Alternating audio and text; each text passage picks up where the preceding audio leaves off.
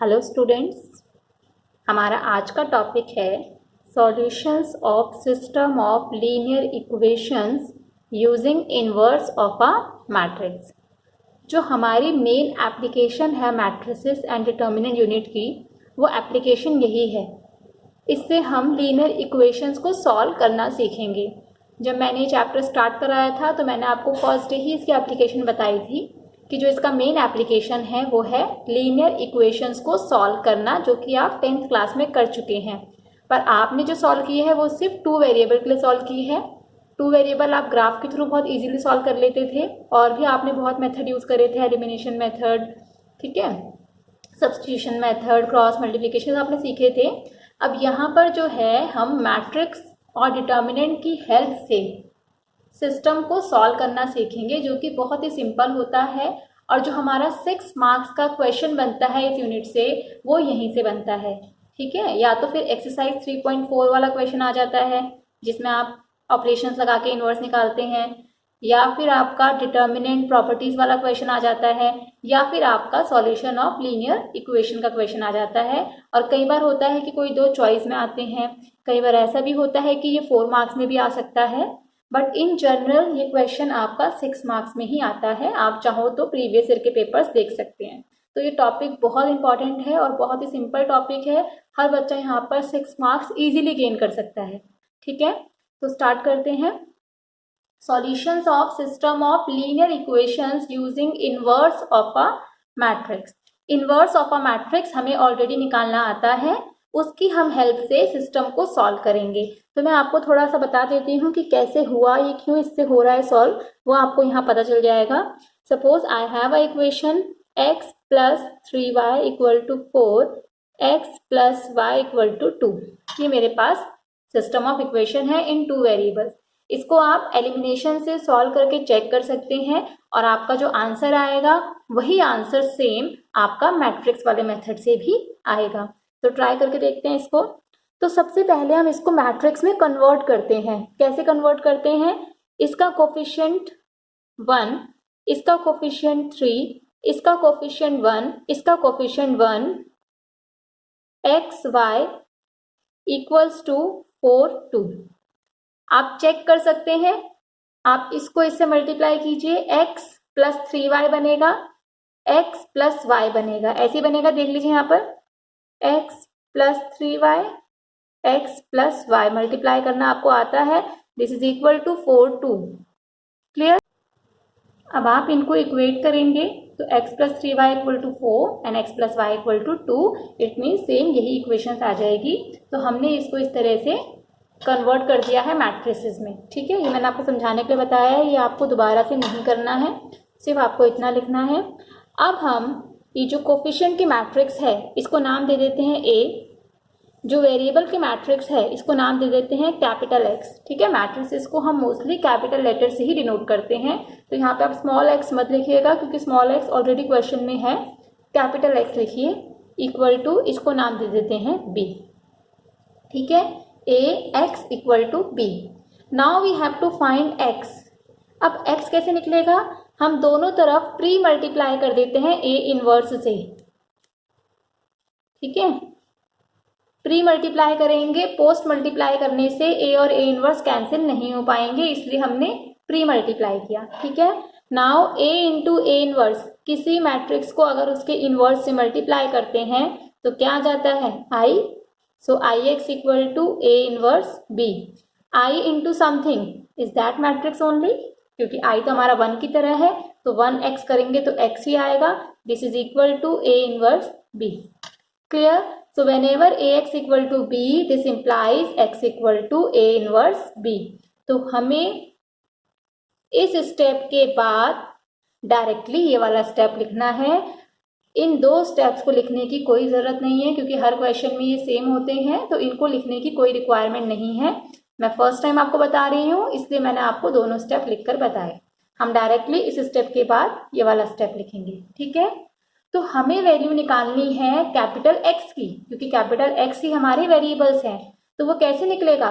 A inverse और B को multiply करके। तो B तो ऑलरेडी आपके पास है, हमें क्या निकालना पड़ेगा? A inverse. तो A इनवर्स निकाल लेते हैं।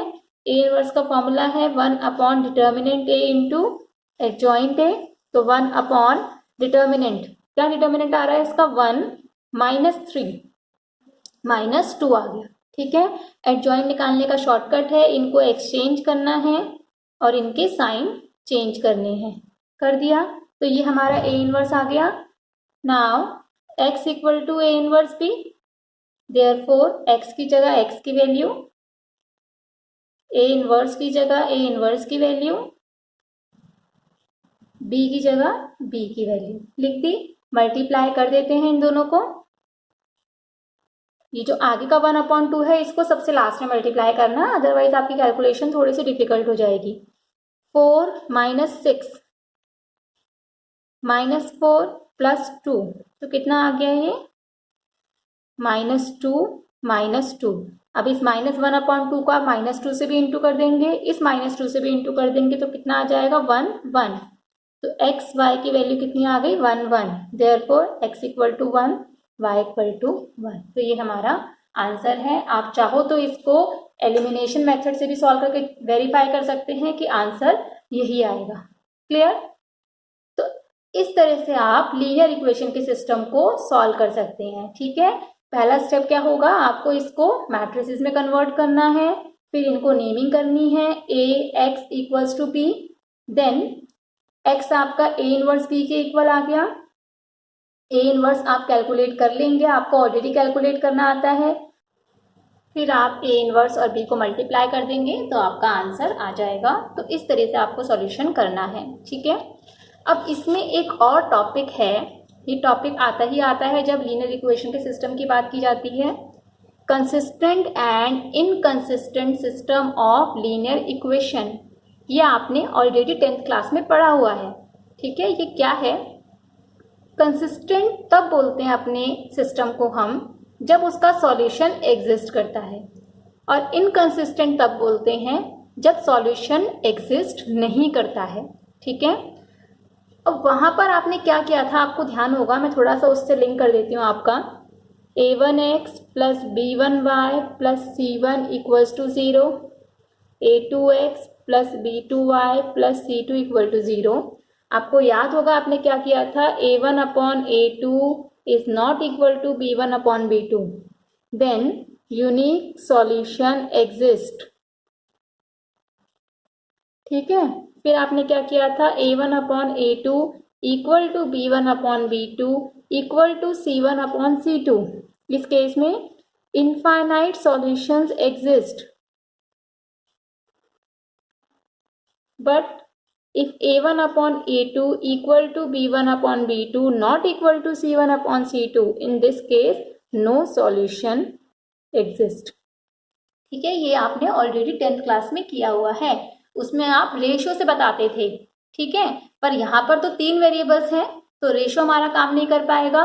यहाँ पर हम अपना मैट्रिक्स मेथड यूज करके बता पाएंगे कि सिस्टम कंसिस्टेंट है या फिर इनकंसिस्टेंट है। ठीक है, इन दोनों केस में सिस्टम कंसिस्टेंट है क्योंकि सॉल्यूशन एग्जिस्ट कर रहे हैं, चाहे वो इनफाइनाइट हो चाहे वो यूनिक हो, बट ये वाला जो है वो इनकंसिस्टेंट है क्योंकि इसमें सॉल्यूशन एग्जिस्ट नहीं करता। ठीक है, अब मैट्रिक्स में हम कैसे बताएंगे सिस्टम इनकंसिस्टेंट है या कंसिस्टेंट है, तो चेक करते हैं, एक एग्जाम्पल लेते हैं। या एग्जाम्पल मैं आपको डायरेक्ट क्वेश्चन करा दूंगी, मैं यहाँ बता देती हूँ कि क्या तरीका है चेक करने का।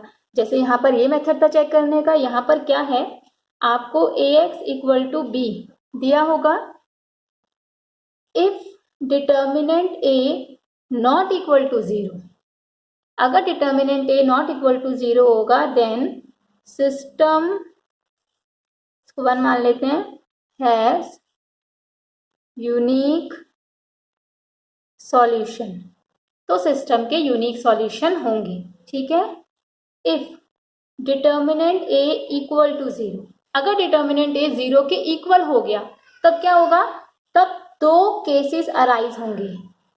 आपको adjoint a into b check करना होगा, अगर ये भी 0 आ गया तो सिस्टम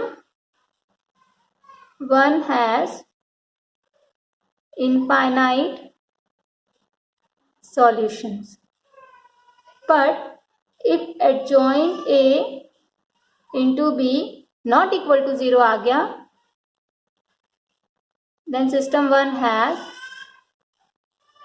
नो सॉल्यूशन, तब इसका कोई सॉल्यूशन नहीं होगा। ठीक है, तो जब डिटर्मिनेंट ए 0 आएगा तो हम ये चेक करेंगे, अगर 0 आएगा ये भी तो इनफाइनाइट सॉल्यूशन है, नॉन 0 आएगा तो नो सॉल्यूशन है।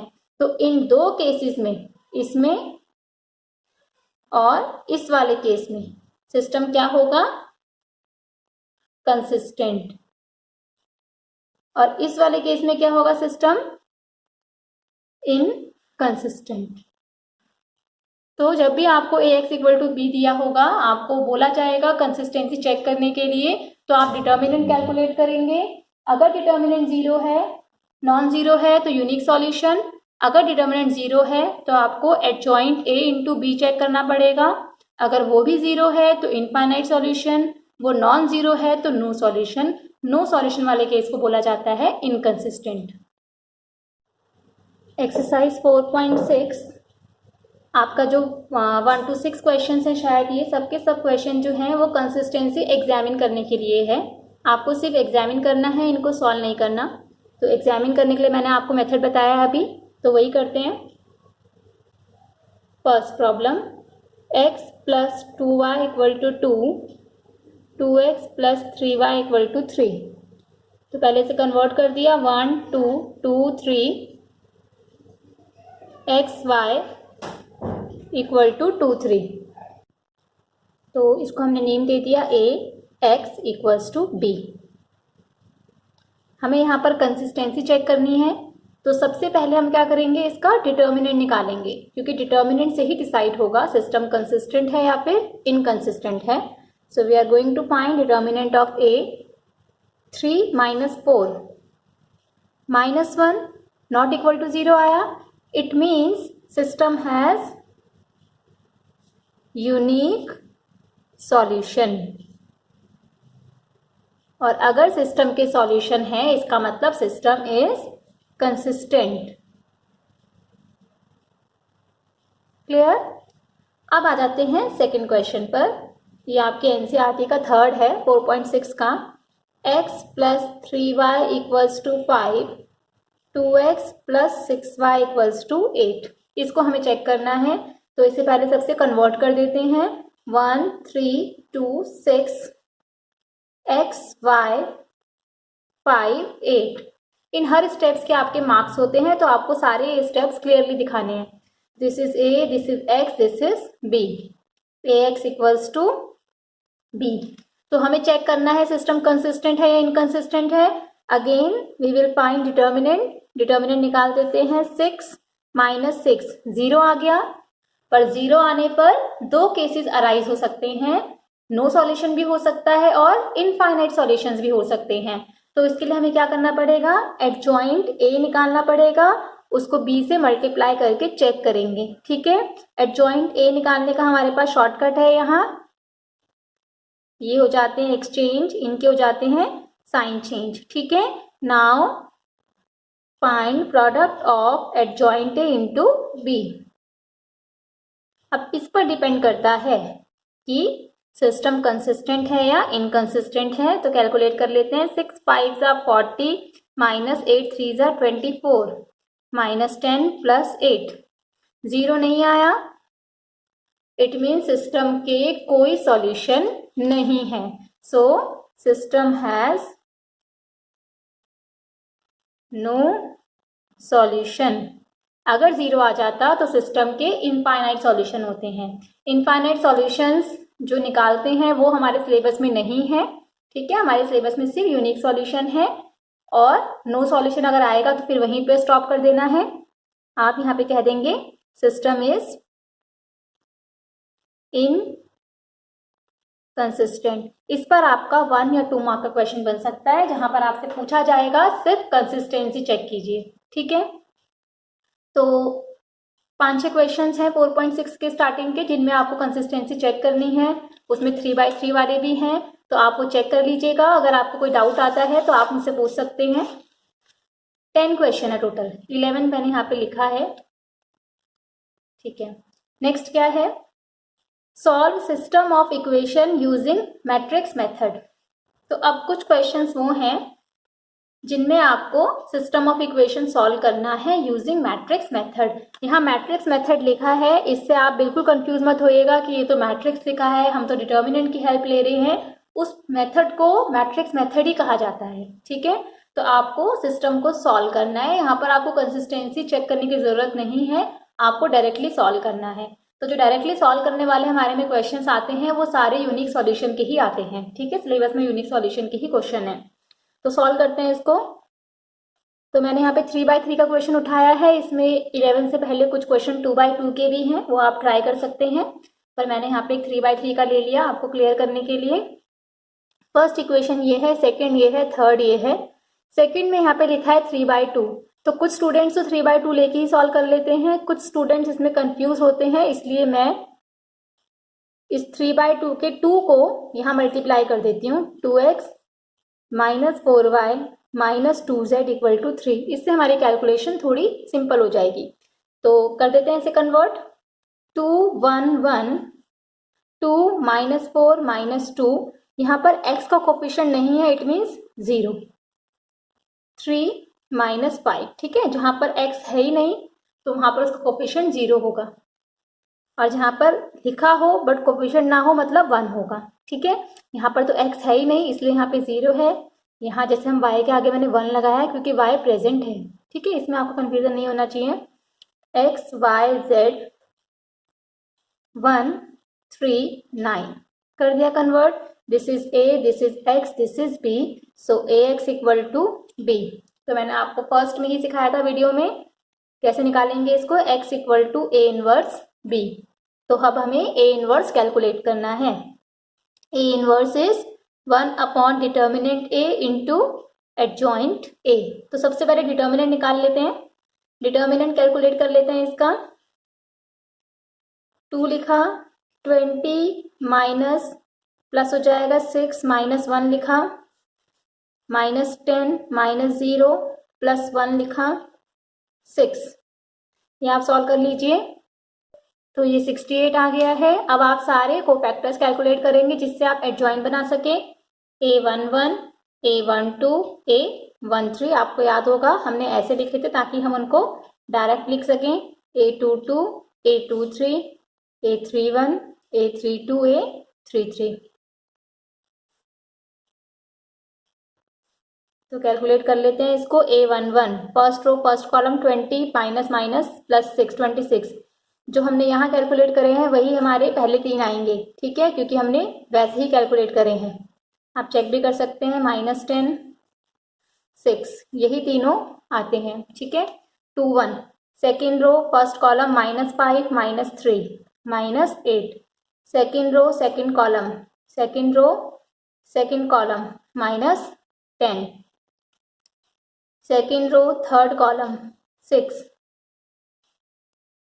Third row first column -2। Third row first column -2 + 4 2 आएगा।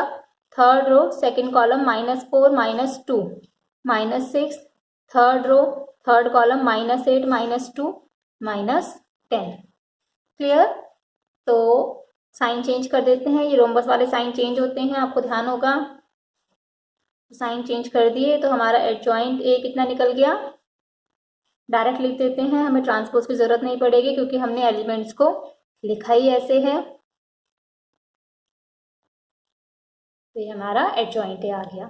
Now A inverse is sorry X is A inverse B. तो एक्स की जगह एक्स की वैल्यू, ए इनवर्स मैंने निकाला नहीं, पहले ए इनवर्स निकाल देते हैं। ए inverse is 1/68 into adjoint of A, which is 26 8 2 10 -10 6 6 -6 -10। तो अब हम यहाँ पर A इनवर्स की जगह A इनवर्स की वैल्यू पुट कर देंगे।